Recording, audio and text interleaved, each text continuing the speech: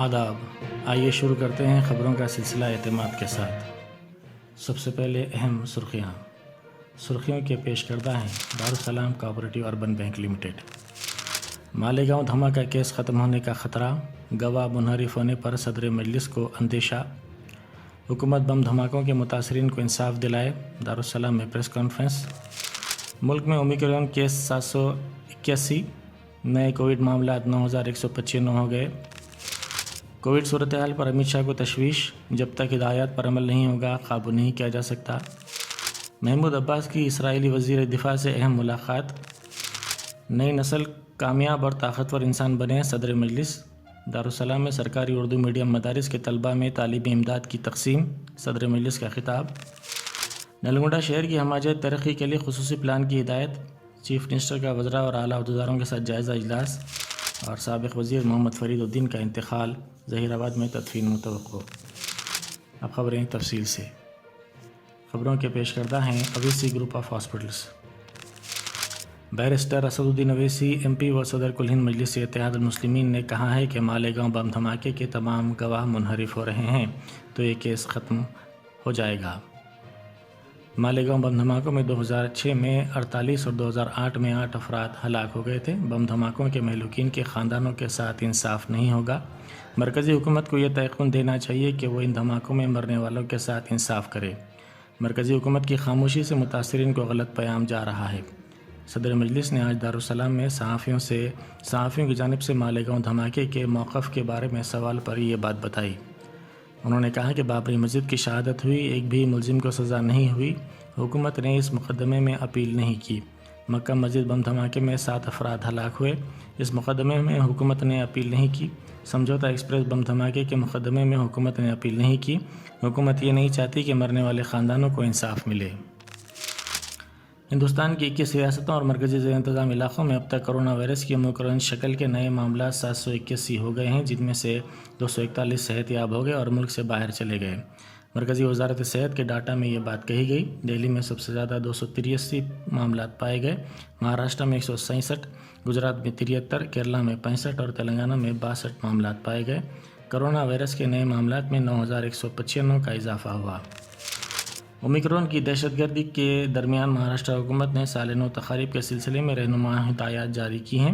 ان رہنما ہدایات کا مقصد جشن کو محدود کرنا ہے تاکہ کووڈ-19 پھیلنے کے امکانات کم سے کم ہوں۔ حکومت نے کہا کہ نئے سال کے موقع پر عوام کو اپنے گھروں سے باہر نکلے بغیر سادگی سے اس کا استقبال کرنا چاہیے۔ 31 دسمبر اور 1 جنوری کے دن تقاریب کو انڈور مقامات پر 50% اور آؤٹ ڈور مقامات پر 25% تک محدود کر دیا گیا ہے۔ ان مقامات پر سماجی فاصلے، ماسک اور سینیٹائزر کو لازمی کیا گیا ہے۔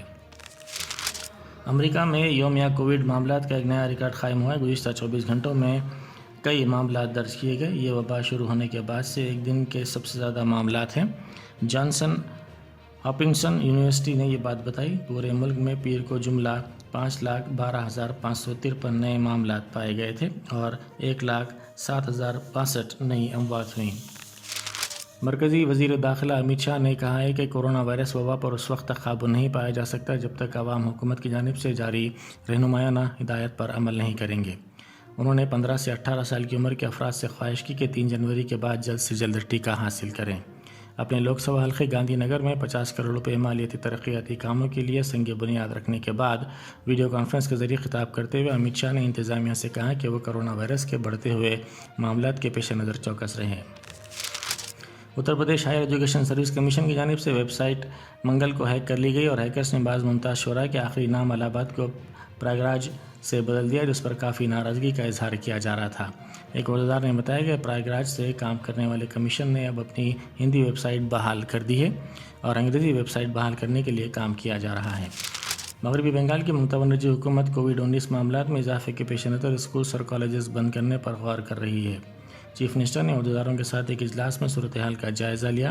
انہوں نے عہدیداروں سے کہا کہ وہ حالات پر نظر رکھیں اور کولکاتہ میں کنٹینمنٹ زونز کی نشاندہی کریں جہاں انفیکشن کی شرح زیادہ ہے۔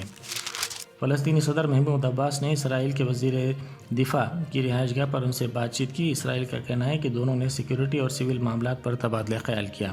فلسطینی اتھارٹی کے صدر محمود عباس نے منگل کو اسرائیل کا غیر معمولی دورہ کیا اور اسرائیلی وزیر دفاع سے ملاقات کی۔ اعلیٰ اسرائیلی عہدیدار اور فلسطینی قائد کے درمیان حالیہ ملاقاتوں کا یہ تازہ ترین سلسلہ ہے۔ مسجد الحرام میں منگل اور چہارشنبے کی شب بارش ہوئی، جس سے حرم شریف سمیت مکہ مکرمہ اور جدہ میں بھی کہیں تیز اور کہیں کم بارش ہوئی۔ سبق ویب سائٹ کے مطابق مکہ مکرمہ گورنریٹ نے ٹویٹر پر اپنے اکاؤنٹ میں بارش کے دوران طواف کی ویڈیو شیئر کی۔ ویڈیوز میں دکھایا گیا ہے کہ زائرین بارش کے دوران سکون و اطمینان کے ساتھ دعاؤں اور عبادات میں مشغول رہے۔ مسجد الحرام کی انتظامیہ نے بارش کے لیے انتظامات پہلے ہی کر رکھے ہیں۔ بیرسٹر اسد الدین اویسی ایم پی و صدر کل ہند مجلس اتحاد المسلمین کے ہاتھوں آج دارالسلام میں سرکاری اردو میڈیم مدارس کے SSC کے 2135 طلبہ میں Salar Millat all in one model paper guide series کی تقسیم عمل میں آئی۔ اس موقع پر مجلسی ارکان مقننہ احمد پاشا قادری، محمد معظم خان، جعفر حسین معراج، کوثر محی الدین، امین الحسن جعفری، ریاض الحسن آفندی، مجلسی کارپوریٹرز اور دوسرے موجود تھے۔ چیف منسٹر چندر شیکھر راؤ نے نلگنڈا شہر کی ہمہ ترقی کے لیے خصوصی پلان کرنے کے عہدیداروں کو ہدایت دی ہے۔ انہوں نے آج ضلع کلکٹریٹ نلگنڈا میں ریاستی وزراء، ضلع کے ارکان قانون ساز کونسل اور ارکان اسمبلی و عہدیداروں کے ساتھ جائزہ اجلاس منعقد کیا۔ اس موقع پر خطاب کرتے ہوئے چیف منسٹر نے نلگنڈا مستقر پر 2 انٹیگریٹڈ سپر مارکیٹس کے قیام، NG کالج کی نئی عمارت کی تعمیر کے لیے 36 کروڑ روپے کی منظوری کے علاوہ ادے سمندر یونگل کومنی کو منی ٹینک بنڈ میں تبدیل کرنے کے ساتھ ساتھ سینٹرل لائٹنگ کی تنصیب کے ذریعے نلگنڈا شہر کو خوبصورت بنانے کی عہدیداروں کو ہدایت دی۔ حیدرآباد سٹی پولیس کی جانب سے سال نو کی تقریب کے سلسلے میں رہنمایانہ خطوط جاری کیے گئے ہیں۔ کمشنر پولیس CV آنند نے رہنمایانہ خطوط جاری کرتے ہوئے کہا کہ سال نو کی تقاریب میں DJ کی اجازت نہیں رہے گی۔ پب، ریسٹورنٹس کے اطراف و اکناف میں رہنے والوں کو کسی قسم کی مشکل نہ ہونے کو یقینی بنایا جائے۔ اگر مقامی افراد کی جانب سے شکایت کی جاتی ہے تو کارروائی کرنے کا انہوں نے انتباہ دیا۔ نئے سال کی تقاریب منانے تلنگانہ کی عوام کو اجازت دینے ریاستی حکومت کے احکامات کو چیلنج کرتے ہوئے ہائی کورٹ میں ایک درخواست داخل کی گئی۔ اس درخواست میں الزام لگایا گیا کہ حکومت نے نئے سال کی تقاریب پر عائد پابندیوں کو نظر انداز کر دیا۔ انہوں نے الزام لگایا کہ احکامات کی اجرائی کے ذریعے ریاستی حکومت نے وبائی قوانین و ڈیزاسٹر مینجمنٹ کی خلاف ورزی کی ہے۔ انہوں نے الزام لگایا کہ حکومت کووڈ وائرس کی نئی شکل کو پھیلنے سے روکنے کے لیے توجہ دینے کے بجائے ایک طرفہ طور پر کام کر رہی ہے۔ B Shafiullah, executive officer Telangana Haj committee نے اپنے بیان میں کہا کہ 1 نومبر سے حج 2022 کے لیے آن لائن درخواستیں داخل کرنے کا عمل شروع کیا گیا تھا۔ حج کمیٹی آف انڈیا نے حج 2022 کے لیے درخواستوں کے ادخال کی حد عمر میں رعایت دینے کا فیصلہ کیا۔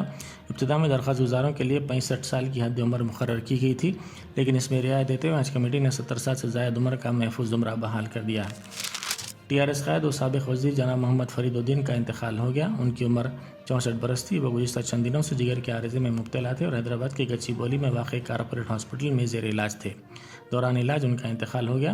فرید الدین متحدہ ضلع میدک کے ظہیر آباد سے تعلق رکھتے تھے اور 2 مرتبہ کانگریس کے ٹکٹ پر ظہیر آباد اسمبلی حلقے سے منتخب ہوئے تھے۔ راشیکھر ریڈی کے دور میں فرید الدین وزیر اقلیتی بہبود بنائے گئے تھے۔ ہندوستان نے جنوبی افریقہ کے خلاف پہلے کرکٹ ٹیسٹ کے چوتھے دن چہارشنبے کو اپنی دوسری اننگز میں 174 رن بنائے اور میزبان ٹیم کے لیے 305 رن کا انتہائی مشکل نشانہ رکھا۔ آخری اطلاعات ملنے تک نشانے کا تعاقب کرتے ہوئے اتری جنوبی افریقی ٹیم 53 رن پر 2 وکٹ گنوا چکی ہے۔ کپتان ڈین ایلیگر 26 اور ڈیئر ڈیوسن نے 8 ناٹ آؤٹ رن بنائے۔ میزبان ٹیم کی پہلی اننگ میں 1 وکٹ پر صرف 1 رن پر شکل میں پریڈن مارکنگ شکل میں گری۔ ان کے بعد کیون پیٹرسن بھی 17 رن بنا کر پویلین لوٹ گئے۔ یہ تھی اعتماد کی خبریں۔ مزید خبروں کے لیے اعتماد کی ویب سائٹ ملاحظہ کی جا سکتی ہے۔ ملک و دنیا بھر کی تازہ خبروں کے لیے اعتماد کی YouTube چینل کو سبسکرائب کرنا نہ بھولیں اور بیل بٹن دبانے کے علاوہ شیئر بھی کریں۔